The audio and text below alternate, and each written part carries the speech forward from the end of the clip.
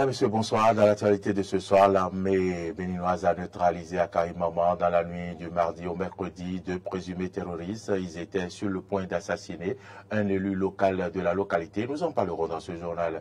La communauté tchadienne au Bénin a organisé ce matin une activité de don de sang au CNHU Hubert Koutoukou Maga de Cotonou. Vous suivrez un reportage à ce propos dans ce journal. Au Gabon, les électeurs ont choisi leur président, vont choisir plutôt leur président dans un scrutin qui commence demain. Nous en parlerons également.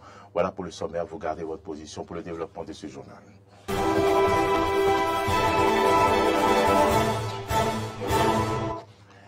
Merci à toutes et à tous pour l'attention et bienvenue dans cette édition que nous démarrons par cette brève. Les éléments des forces armées béninoises ont surpris deux présumés terroristes dans la nuit du mardi au mercredi aux environs de minuit. Deux individus, dont un cagoulé, ont voulu commettre des assassinats dans la maison d'un élu local à Sika Waledi, dans la commune de Karimama. Les éléments des forces armées béninoises positionnés dans les environs ont organisé très rapidement la riposte, ce qui a permis de neutraliser un terroriste sur place. Le second s'est écroulé plus loin dans sa fuite. Son corps a été retrouvé au cours du ratissage. Les mêmes sources informent que du matériel de guerre et des armes blanches appartenant aux assaillants ont été récupérés. Le gouvernement y a déployé beaucoup de moyens matériels et humains pour sécuriser les zones à risque, ce qui a permis une relative accalmie des frappes des présumés terroristes.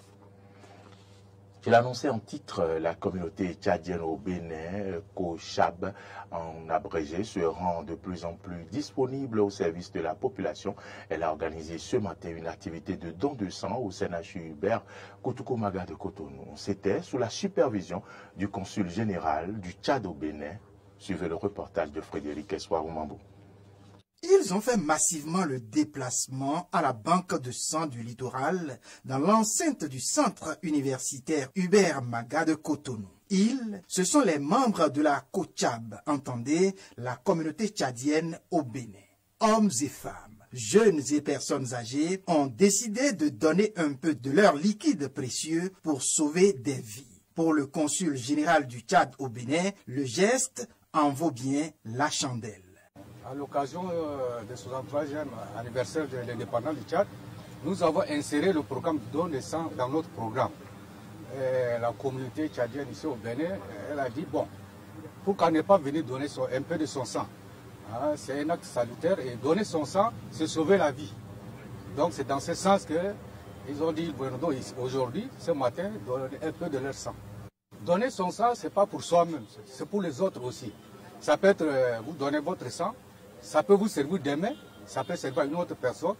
Donc c'est dans ce sens qu'il est important de donner un peu de son sang. Donc c'est un acte vraiment individuel, mais quand même la communauté, elle est venue ce matin très nombreuse. Vraiment, je suis content de leur mouvement aujourd'hui.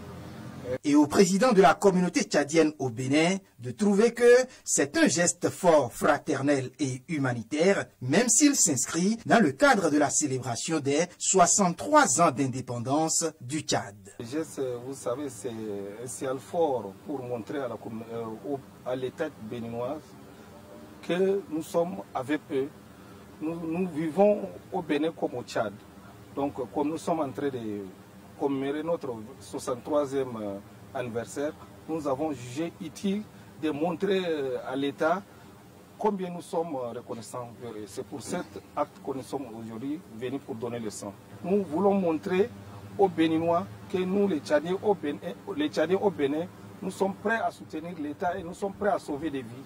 Au rang de ceux qui ont fait le déplacement de la banque de sang du CNHU de Cotonou, figurent des étudiants tchadiens. Leur président justifie bien leur présence à l'événement. Les étudiants ont toute leur importance ici parce que déjà la communauté n'est pas formée que des autres professionnels. Il y a aussi les étudiants et tous les autres résidents. Du coup, nous avons aussi jugé utile d'apporter notre pierre de contribution en nous associant à nos aînés, à nos grands frères, à nos parents, pour quand même faire savoir aussi notre présence et être reconnaissant, comme l'a dit le président de la COCHAB. Outre le don de sang, plusieurs autres activités sont au calendrier de la COCHAB pour la célébration des 63 ans d'indépendance de leur mère patrie, le Tchad. La Bourse du Travail de Cotonou a abrité hier une rencontre des organisations des travailleurs de l'Afrique de l'Ouest. Il s'agit d'une concertation initiée par la Confédération syndicale des travailleurs du Bénin, CSTB, en vue de fédérer les énergies dans la lutte pour de meilleures conditions de travail et de vie des travailleurs de ces pays. C'est un compte rendu de Clémence pour nous. C'est en 2015 à Cotonou que les bases de la création d'une union des organisations des travailleurs de l'Afrique de l'Ouest afin de mieux réfléchir à leurs problèmes ont été jetées. La rencontre de ce jeudi fait suite à la création en décembre 2022 au Ghana de l'Organisation des peuples d'Afrique de l'Ouest, OPAO, un creuset qui vise à mener le combat pour une véritable indépendance du continent noir. Nous, travailleurs de tous ces pays-là, de l'Afrique de l'Ouest, nous vivons des conditions de vie difficiles. C'est pour ça que depuis 1998, nous avons commencé des concertations en vue de créer une organisation sous-régionale qui puisse permettre aux travailleurs de fédérer les énergies dans le combat. Parce que nous vivons presque dans tous les pays, nous vivons dans les mêmes conditions. Les travailleurs sont opprimés à des petites différences près. Dans son discours d'ouverture des travaux, le président de l'Organisation des peuples d'Afrique de l'Ouest, OPAO, Philippe Noudianoumé, a levé un coin de voile sur l'orientation de l'union naissante. Il a fait remarquer que la nouvelle union qui va naître se doit de se démarquer de l'apolitisme. Il a également énuméré les défis qui l'attendent. Mettre fin à la domination impérialiste, néocolonialiste, qui pille nos ressources au profit des monopoles impérialistes étrangers. Le deuxième, lutter pour de meilleures conditions de vie et de travail des travailleurs de toute la sous-région. Le troisième, développer la solidarité agissante de lutte et de combat entre tous les travailleurs de l'Afrique de l'Ouest. À l'étape actuelle de la lutte de l'Afrique, l'organisation syndicale des travailleurs doivent avoir comme premier paradigme le patriotisme. La rencontre a eu lieu en prélude au congrès de la Confédération syndicale des travailleurs du Bénin, CSTB, qui se tient ce vendredi 25 août. Au Gabon, les électeurs vont choisir leur président dans un scrutin qui commence demain. Dans ce contexte, l'enregistrement d'une conversation entre deux opposants à propos du président sortant Ali Bongo a fuité. Une enquête pour atteinte à la sûreté de l'État a été ouverte. Suivez les détails. A ouvert une enquête mardi soir pour des propos qui laissent présager une atteinte à la sûreté de l'État, après la diffusion de l'enregistrement d'une conversation. Voici ce qu'a annoncé aux médias le procureur de la République de Libreville. Un enregistrement audio circulant sur les réseaux sociaux provoque une très vive émotion à raison de son contenu choquant et serait un enregistrement d'une conversation entre deux hommes politiques candidats à l'élection présidentielle. Cette discussion a été enregistrée par inadvertance par un journaliste dans les locaux d'Alternance 2023, un parti d'opposition. Dans cet enregistrement, parfois inaudible selon l'AFP, Albert Rondo Ossa, principal opposant au président Ali Bongo pour l'élection présidentielle, s'entretient avec l'un des candidats qui s'est désisté à son profit, Alexandre Barrault, Chambrier. En effet, la principale plateforme de l'opposition, Alternance 2023, dont ces deux personnalités sont issues, a désigné le 18 août Albert Rondo Ossa comme candidat unique afin d'avoir plus de chances de remporter les élections face au président Bongo qui dirige le pays africain depuis 2009. Le parti Alternance 2023 avait démenti catégoriquement dans un communiqué lundi soir la véracité et l'authenticité de cette conversation. Ils ont aussi invoqué une manipulation honteuse et des pratiques inacceptables du régime. Cela ne les a pas empêchés de continuer leur campagne. Écoutons les partisans du parti Alternance 2023 à la suite d'un meeting à Libreville. En ce moment, la jeunesse gabonaise, elle est très déçue parce qu'en 2009, quand le président Ali Bongo arrive au pouvoir, il nous donne un espoir. On va changer le pays et tout. Mais on constate que depuis plus de 2 mandats qu'il a fait, donc les 14 ans qu'il a fait au pouvoir, rien n'a changé. Donc nous sommes pour l'alternance et le changement pour maintenant. Personne comme moi je suis pour le changement et c'est la raison pour laquelle le 26, je vais aller voter pour M. Ndosa pour qu'il y ait un changement, pour qu'on puisse mettre fin à ce système qu'on vit. Et nous, la jeunesse, donc généralement la jeunesse, nous avons su que M. Ndosa est cet homme qui va mener le renouveau. Voilà pourquoi moi je pense et je voterai pour ce monsieur. Dans le même temps, le 22 août dernier, ce groupe d'opposition a rencontré des problèmes pour organiser leur meeting dans le pays et annonce que c'est une manœuvre du gouvernement actuel afin de déstabiliser leur principal rival. Nous comprenons aisément qu'il y a un déni de démocratie dans ce pays, alors même que le candidat Ali Bongo voyage dans les nouvelles dispositions de loi avec les outils et les biens de l'État. Nous qui prenons le soin d'affréter un avion en nos frais, on nous empêche de nous déplacer aisément. Ceux-là même qui avaient annoncé que leur victoire serait cash, que tout était plié, on constate aujourd'hui que cette victoire cash est un leurre, puisqu'ils ont manifestement peur que nous rejoignions la province du Haut-Ogooué, dont ils ont fait un bastion.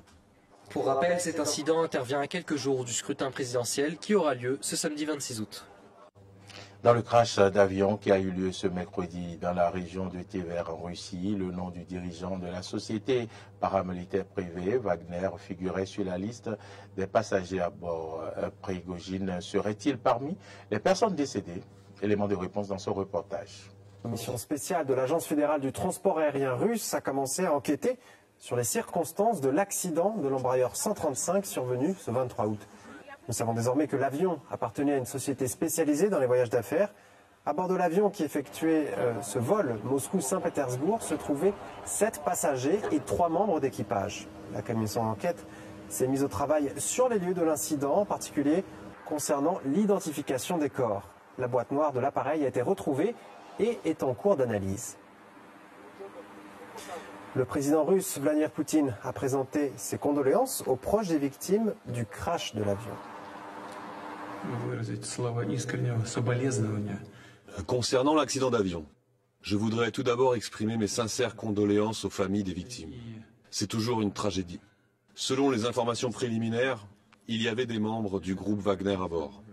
Je voudrais faire remarquer que ce sont des gens qui ont beaucoup contribué à notre cause commune, celle de la lutte contre le régime néo-nazi en Ukraine. Nous nous en souvenons, nous le savons, et nous ne l'oublierons jamais. Je connaissais Prigojine depuis longtemps, depuis le début des années 90. C'était un homme au destin complexe, il a commis des fautes sérieuses et également obtenu des résultats souhaités tant pour lui-même qu'à ma demande pour la cause commune, comme ce fut le cas au cours de ces derniers mois. C'était un homme talentueux, un homme d'affaires talentueux. Il travaillait non seulement dans notre pays, et travaillait avec succès, mais aussi à l'étranger, en Afrique en particulier.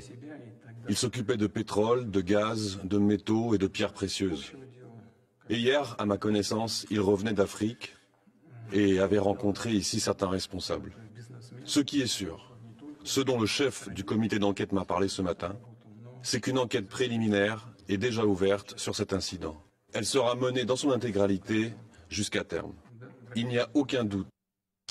Le Japon a commencé son opération de rejet dans l'océan Pacifique des radioactifs issus de la centrale nucléaire accidentée, nucléaire bien sûr, de Fukushima. Suivez ce reportage de nos confrères de RT. Les manifestants se sont rassemblés devant le siège de la société d'exploitation de Fukushima afin de protester contre cette mesure. Le projet nippon suscite l'inquiétude et la colère de certains voisins asiatiques tels que la Corée du Sud et la Chine. L'agence chinoise de sûreté nucléaire a dénoncé, quant à elle, un acte égoïste et irresponsable. La Chine recommande vivement à la partie japonaise d'annuler sa décision erronée, de cesser de promouvoir son plan de rejet d'eau polluée de la centrale nucléaire, de coopérer en toute bonne foi avec les pays voisins et de traiter avec eux de manière responsable afin d'éviter des dégâts imprévisibles et des dommages à l'environnement marin mondial. Si le Japon persiste à faire avancer son plan de rejet, le gouvernement chinois prendra les mesures nécessaires pour protéger fermement l'environnement marin, la sécurité alimentaire et la santé publique. L'Agence internationale de l'énergie atomique, qui supervise l'opération de rejet, a donné son feu vert en juillet, jugeant le projet conforme aux normes internationales de sûreté. Malgré cet accord, de nombreux pays restent sceptiques face à cette initiative. Les eaux de Fukushima contiennent encore des éléments, des déchets radioactifs tels que du tritium et porteront sans doute atteinte à l'écosystème sous-marin dans le Pacifique. Madame, Monsieur, c'est pour moi un plaisir de vous avoir présenté cette édition. Merci de nous avoir suivis tout au long de cette semaine. Vous resterez en notre compagnie également ce week-end dès ce soir avec à 21h le forum des rédactions. Demain, soyez au rendez-vous de Jardin d'Éden. Et puis dimanche, d'autres programmes sont prévus pour vous. Merci à toutes et à tous pour votre fidélité. N'oubliez pas que vous pouvez nous suivre en téléchargeant notre application Eden TV Diaspora FM sur Play Store ou App Store pour pouvoir suivre nos émissions sur votre téléphone, votre smartphone, votre iPhone. Votre suite de le programme et à bientôt.